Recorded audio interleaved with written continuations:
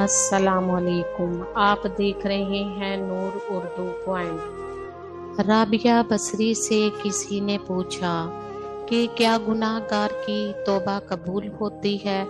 فرمایا، انسان اس وقت تک توبہ کر ہی نہیں سکتا جب تک اللہ توفیق نہ دے، اور جب توفیق مل جائے پھر قبولیت میں کوئی شک نہیں رہتا۔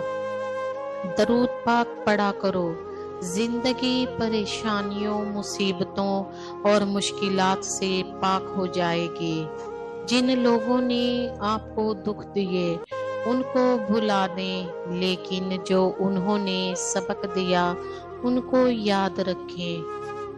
برے سلوک کا بہترین جواب اچھا سلوک، اور جہالت کا بہترین جواب خاموشی ہے۔